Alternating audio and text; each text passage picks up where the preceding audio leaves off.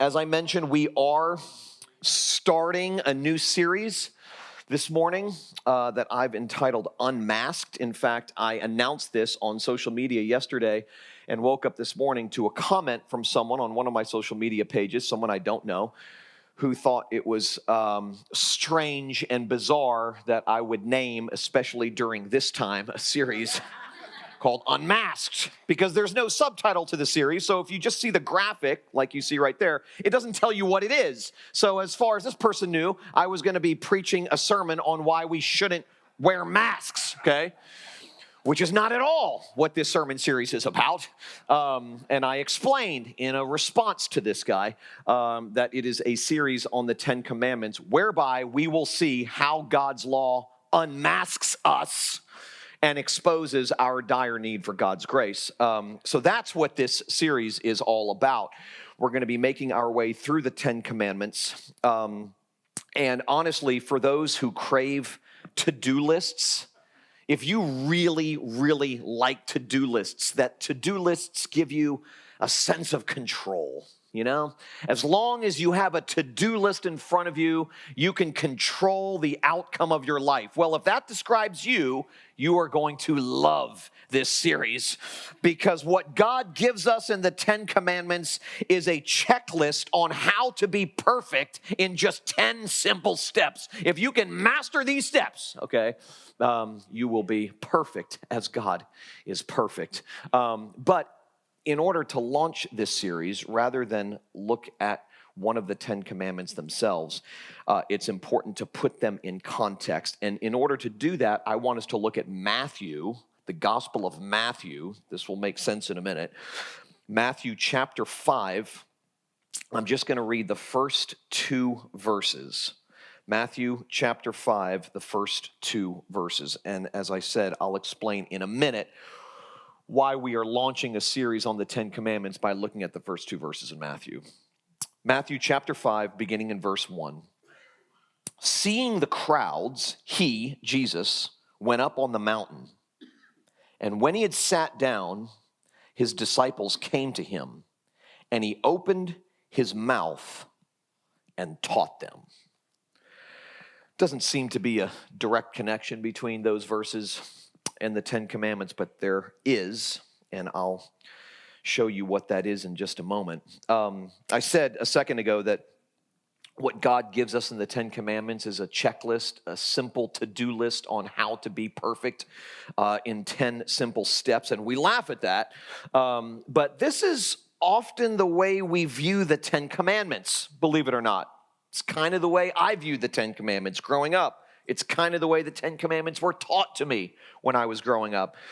We treat them like they are a ladder to God, like they are a divinely delivered self-help manual on how to get God's love and how to get God's blessings, that if we can just keep the Ten Commandments, we can ensure that we will get God's love and get God's blessings. The problem with treating them this way, however, is the assumption, the underlying assumption that we actually have the ability to keep them, okay? C.S. Lewis, I've used this quote on numerous occasions. You perhaps have heard me use it before, but C.S. Lewis said famously that no man knows how bad he is until he has tried very hard to be good. Okay? He was right. The primary purpose of the Ten Commandments is to expose us. The primary purpose of the Ten Commandments is to unmask us, to knock us down, to level us. That's what their primary purpose is. In other words, the Ten Commandments are not a ladder we climb, but a wall we crash into so that we will finally cry out, I can't do it. That's what they are, ultimately. The Ten Commandments, in other words, show us our need for a rightness, a righteousness that we can never, ever attain on our own, an impossible righteousness that is out of our reach. They are intended to expose, to unmask our helplessness before God, because it's only when we finally admit that we can't do it that we will then look to the one who did everything for us. That's their primary purpose. So each week, we're going to look at one of the commandments. But as I mentioned, to introduce this series, we skipped ahead to Matthew chapter 5, verses 1 and 2, because Matthew 5, 6, and 7 is the famous Sermon on the Mount. Unarguably the most famous sermon ever preached. Jesus preached this Sermon on the Mount, and the purpose of Jesus' sermon in Matthew 5, 6, and 7 is to explain the Ten Commandments. That's his purpose. Matthew wants us to see that this sermon that Jesus preached is on the Ten Commandments. And the way he wants us to see that is to show us how Jesus here is reenacting Israel's history. Okay, now let me explain this. This is fascinating. And it's super important that we get this, because if we don't understand how Jesus treats the Ten Commandments, we will not rightly treat the Ten Commandments. So remember Israel's history, okay? God's children were in Israel, and a ruler orders the slaughter of babies. Remember Pharaoh with Moses? The Israelites were growing larger in number than the Egyptians, and the leader of the Egyptians, Pharaoh, was beginning to get a little nervous because he thought, if these people begin to outnumber us, they can overtake us. And so what did he do? To solve the problem, he ordered the killing of every male Israelite 2 years old and younger. Okay. And so a ruler, Pharaoh, orders the slaughter of babies. God then calls them out of Egypt. Remember, he raises up Moses and leads his children out of slavery, leads them out of Egypt. They passed through the waters of the Red Sea. They were organized according to 12 tribes. They wandered in the wilderness for 40 years. And during that time, Moses went up to Mount Sinai to receive God's law from him, the Ten Commandments. Okay, that's broad picture. Matthew's retelling of Jesus' life from birth to right now is this, that God's child is in Egypt because a ruler ordered the slaughter of babies. Remember King Herod hears from the wise men that a king was born, and he felt threatened by that. And so he ordered all of the children to be killed, all of the children 2 years old and younger to be killed, hoping that in the slaughter of all of these babies, he would end up killing this child king that he was hearing about. And so God's child is in Egypt. Jesus and his family flee to Egypt because the ruler, King Herod, ordered the slaughter of babies. And so he's called out of Egypt. He passes through the waters of baptism. He spends 40 days and nights in the wilderness. He calls 12 disciples. And in our verses, what does it say? He ascends to the mountain and begins to teach. Now, that's not accidental. Okay, Matthew is not retelling the story of Jesus' beginning and his life accidentally. He wants us to see that this section in Matthew 5, 6, and 7 clearly parallels that part of Israel's history where they received the Ten Commandments. That's what he wants us to see. In other words, this is Matthew's way of saying that this whole sermon is about God's law, and specifically how to understand the purpose of God's law. So, our conclusions regarding what the Ten Commandments are and how to interpret that Ten Commandments, how to handle the Ten Commandments, how to view the Ten Commandments must be consistent with what Jesus says the Ten Commandments are and how Jesus interprets them.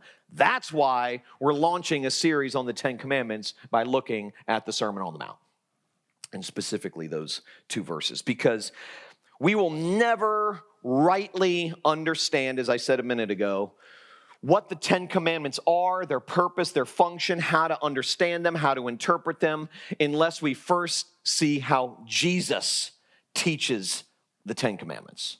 What does Jesus say they are? So Jesus preached the Sermon on the Mount to those who thought they were keeping the 10 Commandments. It's his whole purpose. Jesus' entire purpose in preaching the Sermon on the Mount is to unmask his hearers. These people who thought they were keeping the 10 Commandments, they were pulling it off, they were doing what God wanted them to do. And Jesus' goal is to show that God's law is far more demanding than we realize. He shows that God's demands throughout the entire Sermon on the Mount, Jesus shows that God's demands extend beyond outer behavior to what's in the heart. You see, the way that we typically define righteousness has to do almost exclusively with what a person does or does not do. Virtue is purely a matter of outer conduct. We can tell whether or not someone's virtuous, righteous, simply by watching what they do or watching what they don't do. A righteous person, in our understanding, is one who does the right things and avoids the wrong things. An unrighteous person is one who does the wrong things and avoids the right things. This is the way the world defines righteousness. I mean, think about it. Law enforcement institutions are concerned with right behavior. They don't care why people obey the law. They're not concerned primarily about why you're keeping the law as long as you obey it. The person who keeps the law is righteous regardless of their motivation. Okay?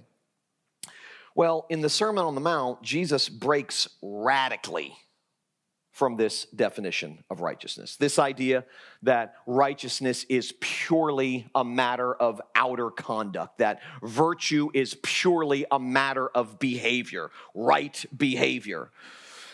He breaks radically from that definition of righteousness. He cuts through the outer behavior of a person and he looks at what's in the heart. Now, you may say, based on that, that that's good news. You know? Well, that's a relief. God sees my heart. Regardless of how much I may screw up, at least he sees my intentions. It's a good thing that God cuts through outer behavior and looks at what's in the heart, because 1 Samuel 16:7 says very plainly, "For the Lord sees not as man sees. Man looks on the outward appearance, but the Lord looks on the heart." And we read that and we find relief in that. I remember a time when that verse was a great comfort to me. I thought to myself, thank God that he sees my heart, that God doesn't evaluate me the way others evaluate me. Other people reject me based solely on what they see, but God sees my heart. He sees the real me. He sees behind the curtain of my rough exterior to the softness of my well-intentioned heart. Then I realized this awful truth. Okay? I have hate in my heart. I have envy in my heart. I have lust and pride and greed and selfishness in my heart. We all do. In fact, Jeremiah, the prophet Jeremiah, in chapter 17, verse 9, says it very plainly. Our hearts are deceitful above all things and desperately sick. That's God's diagnosis of our heart.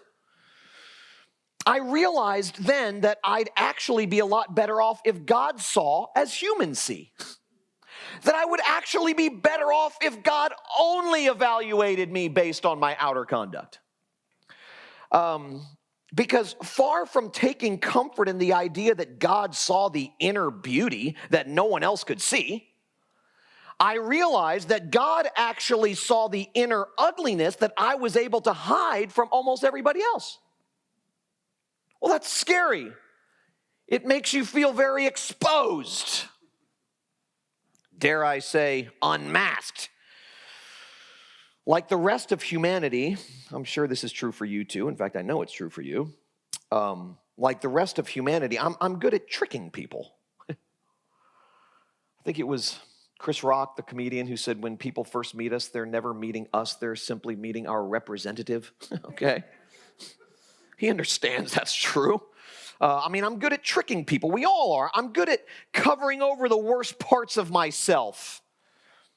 I'm good at photoshopping my profile. Okay? I'm good at concealing my inner darkness from other people. But unfortunately for you and for me, God sees all that stuff that we hide from others. This is what God's law does. It exposes us. It announces that we have nowhere to run and nowhere to hide. It exposes the darkness of our hearts, not just the imperfections of our behavior. I think most of us would readily admit that we are imperfect. You know, I love when people say that. When they say something like, well, I'm not perfect. I always want to say, no one assumed you were. Like that qualification is completely unnecessary. It wasn't like I was assuming you were, and you just told me you weren't. Well, now I have information I didn't have before, okay? Saying, well, I'm not perfect, may be an acceptable thing for us to say to one another. The problem is, perfection is the only thing God accepts. So when we admit, obviously, that we are imperfect, as if that is supposed to bring some relief, well, I'm not perfect. I'm better than that guy, but I'm not perfect. I've shared this quote with you before from my friend David Zoll, who says, we may all admit that we fall short of God's glory, but that, for some reason, never stops us from comparing distances, okay? Well, I'm not as bad as that guy. I'm not perfect, but I'm not as bad as that guy. That admission of imperfection is an invitation to condemnation, since God only accepts perfection. Only. Well, we have a problem on our hands then. A big problem. If God, for instance, were only concerned with outer conduct, good behavior, Jesus would have showcased the Pharisees and told all of us to imitate them, because they were great at that. There was no one better in Jesus' day at outer conduct, good religious behavior, crossing religious T's and dotting religious I's. There was no one better at that than the Pharisees. But Jesus didn't tell us to imitate them. He called them whitewashed tombs. He said, you're a brood of vipers. You're clean on the outside and you're dead on the inside. He was constantly pointing out the fact that they were successful in achieving external righteousness because they thought that's what mattered most to God. But Jesus shows that God's demands extend to what goes on inside of us. Not just the outside, but inside of us. Our feelings, our motivations, not just our external actions, must be absolutely pure, sin-free, and perfect. Perfect. So, for example, in the Sermon on the Mount, Jesus not only condemns adultery, but lust.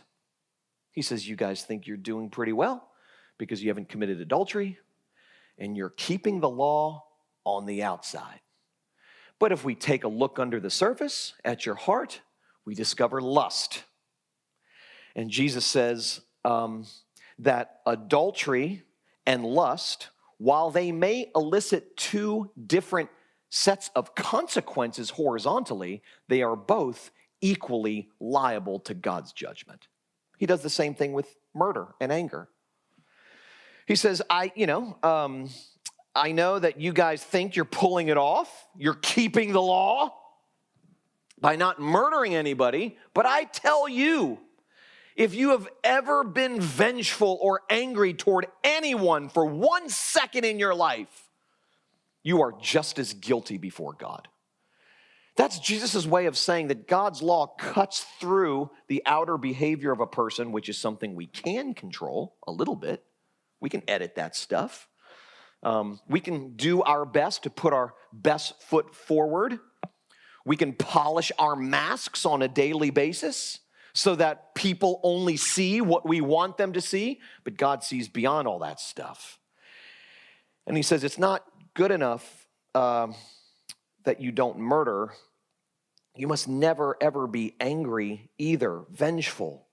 God's law doesn't suggest that we simply try hard to get it right on the inside. It demands that we be perfect on the outside and the inside. There's no wiggle room here. None.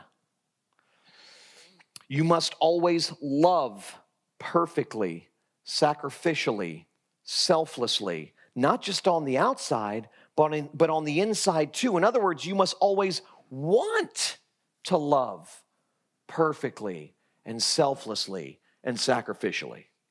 It's not just enough to do it on the outside. You must also want to do it. You know, I'm not sure where we got this idea that doing the right thing, even when we don't want to do it, is virtuous. Now, let me qualify that. Let me clarify that. I'm not suggesting that you only do the right thing when you feel like doing it, okay? Do the right thing even when you don't feel like doing it. You'll save yourself and the people around you a lot of heartache. Just do the right thing, even when you don't feel like it. But it's a whole different thing to equate that with the righteousness that God requires. Okay? In fact, doing the right thing, even when we don't want to do it, doesn't reveal devout righteousness. It reveals unrighteousness. What did Jesus say? With your lips, you worship me, but your hearts are far from me. So this idea that, just doing the right thing because it's the right thing to do the right thing, even if we don't want to do it. Yes, do that. But then don't get proud of yourself and think that that is the most honoring thing before God. The fact that your hearts aren't in it reveals deep unrighteousness, not devout righteousness. So you must, according to God's law, never, ever hurt anyone. Ever. Physically, emotionally, relationally. And you must always, always, always help everyone. Physically, emotionally, and relationally. You must never harbor grudges. Ever. You must never, ever seek retribution. Ever. In fact, you must never even want to seek retribution. So let's say you want to seek retribution. You want to get someone back. It's there in your heart, but you restrain yourself. I'm not going to do it. I'm going to do the right thing. I'm going to restrain myself. I want to get this person back, but I'm not going to do it. I'm going to do the right thing. That is a categorical failure to keep God's law. Because you must not only not seek retribution, the desire to seek retribution isn't allowed in your heart, according to God's law, okay? You must never withhold forgiveness from anyone who wrongs you, ever. In fact, you must never even want to withhold forgiveness from anyone who wrongs you, ever. So when someone cheats you, instead of trying to get your stuff or your money back, Jesus says you have to give them more. Someone comes into your house in the middle of the night, you wake up, you see them stealing your television, and you say, well, hold on a second. I got something else for you, okay? Clearly you are a person in need, let me go give you my wife's jewelry and whatever money I have in my wallet, okay? You have to turn the other cheek to your most aggressive enemies. And you must do all of these things because you want to do them, not because you have to do them. In other words, your love for others and service to others must be perfectly selfless. Or, in Jesus' words, you must be perfect as your Father in heaven is perfect. Well, that's depressing. You know, I don't care how good you think you are.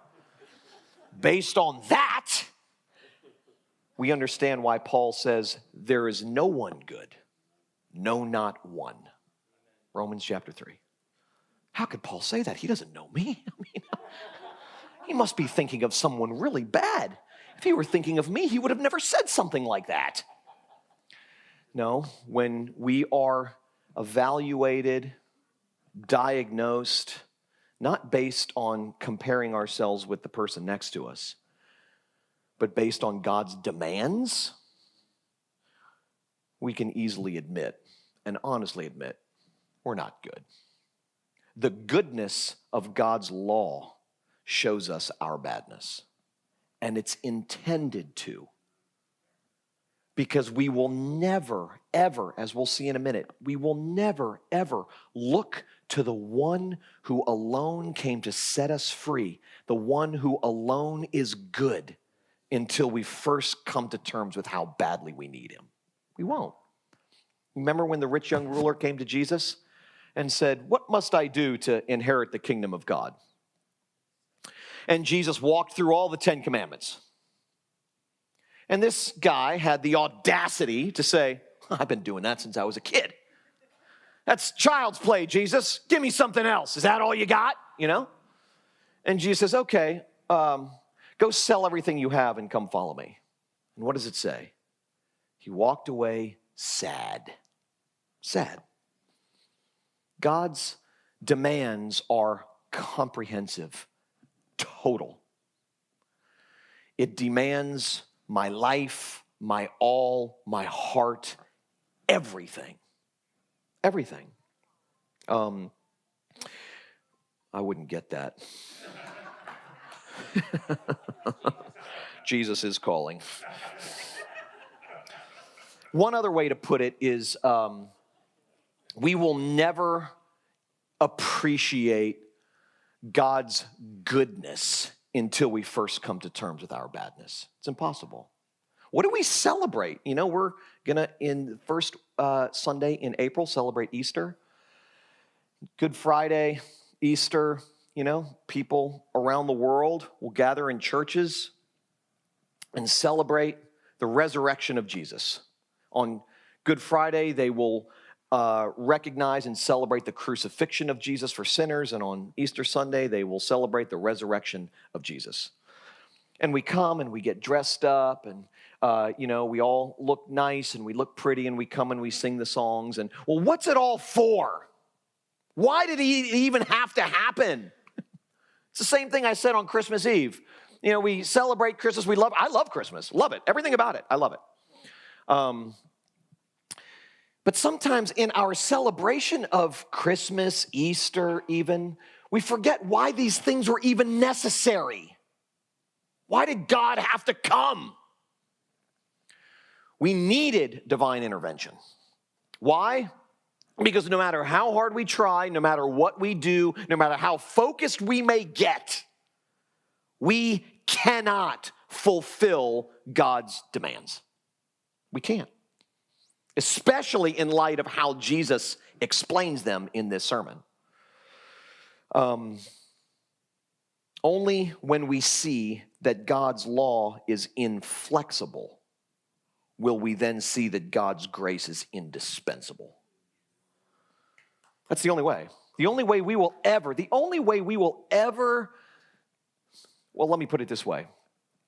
Sometimes, because I am robustly committed to preaching the same thing every week, okay? Now, I've said this before.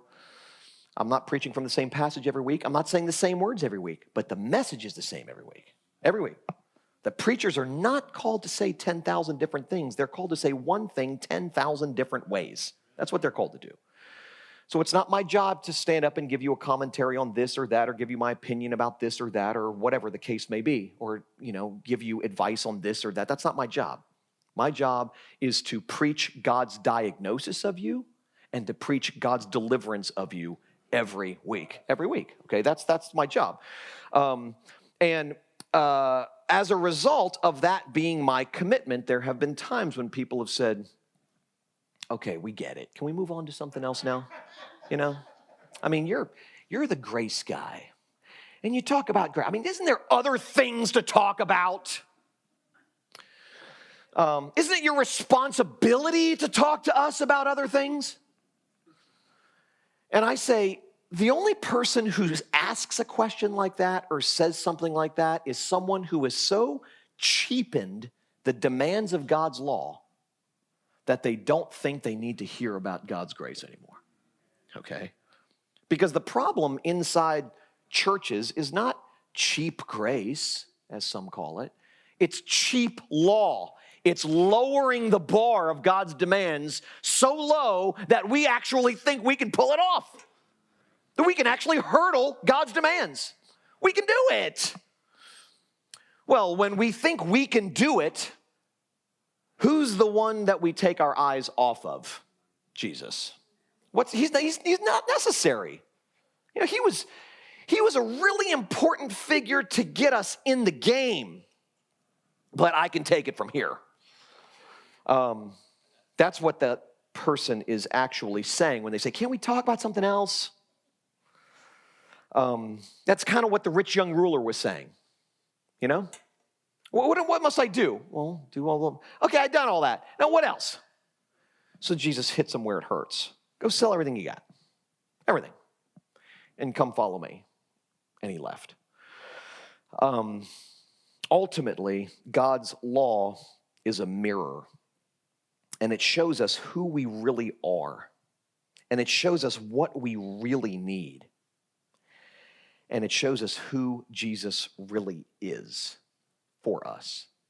That's what God's law is intended to do. So the good news, and I'll conclude with this, of the Sermon on the Mount comes in chapter 5, verse 17, where Jesus says, I didn't come to abolish the law, but to fulfill it. That doesn't sound like good news at first glance. It is the best news because he's just finished explaining, and he will go on throughout the Sermon on the Mount explaining just how comprehensive God's demands are. And if it's up to us to fulfill it, we're in trouble. So when Jesus announces, I didn't come to do away with it, sweep it under the rug, I came to fulfill it for you. Sometimes that's what we do when it comes to God's demands, is we get God's demands confused with God's unconditional love, and we think to ourselves, well, an expression of God's unconditional love is the lessening of his demands. An expression of God's unconditional love is that he says, well, I said the whole be perfect thing, but really because I like you, it's just try hard, okay? But don't tell your buddy, because I'm still trying to get him to be perfect, okay? But just for you, because I really like you. Like, it's the way we sometimes understand God's love is that it is the way God expresses his love to us is that he lessens the demands or he sweeps them under the rug. But the cross of Jesus tells us something very different. When Paul says, for the wages of sin is death, that's what we deserve. So when we look at the cross of Jesus, what we see is one who is taking on himself the deserved punishment that we ought to be experiencing. Jesus did it. God's love and God's justice meet at the cross. God can't lessen his demands. God is perfect. He only accepts perfection. And so the way we become acceptable to God is when Jesus imparts or imputes his perfect record onto us, and he clothes us in his perfect righteousness. So we become acceptable to God only because of what Jesus has done for us. He fulfilled the law. Every jot, every tittle, Jesus fulfilled for us. We see this, Jesus' fulfillment of the law. We see this throughout the Gospels. Jesus, for instance, didn't retaliate in the Garden of Gethsemane when he was attacked. But he healed his attacker in the garden when Peter was fighting for him. Remember, the soldiers come and Peter grabs his sword and cuts off Malchus's ear. And Jesus looks at Peter and says, what are you doing? And he picks up the guy's ear and he puts it back on. And by doing so, he looks at Peter and he says, Peter, winning this war involves dying, not killing. He actually gives. Jesus actually gives. When you read the Gospels, he gives to those who asked of him sight, healing, life, forgiveness. He went the extra mile with the splinters of the cross digging into his naked, bleeding back. All of the things that we see Jesus demanding in the Sermon on the Mount, he fulfilled. He loved his enemies. He prayed for those who persecuted him as he hung on the cross. He looked at those who were mocking him, killing him, and saying, Father, forgive them. They have no idea what they're doing. No idea. The lawmaker became the law keeper and died for us, the lawbreakers. That's Christianity. That the lawmaker became the law keeper and died for us, the lawbreaker. So because of Jesus, our anger, our murder, our lust, our adultery, our lies, our hatred, all of that stuff is forgiven. And while you may remember your sins, and while other people may remember your sins, God does not. Well, may the accuser roar of sins that I have done. I know them well and thousands more. My God, he knoweth none. God actually does forgive and forget. So real freedom happens in our lives when the gift of perfection outvolumes the demand for perfection. That's when real freedom happens. When you're finally free enough to admit that you can't please a perfect God, you'll be free enough to rest in the one who is perfect for you. That's when real freedom happens. That's when you can take off your mask and be free, where you don't have to pretend anymore. You don't have to spend so much time and energy photoshopping your profile in life. You don't. It's freedom. I mean, there is people who are free are beautifully dangerous. Because there is a sanctified I don't care-ness about their approach to life. It's to live as Christ, to die as gain kind of approach to life. Jesus fulfilled all of God's perfect conditions so that our relationship to God could be perfectly unconditional. That's what he did. So rest assured, before God, the perfection of Jesus is all you need. Before God, the perfection of Jesus is all you have. Let's pray together.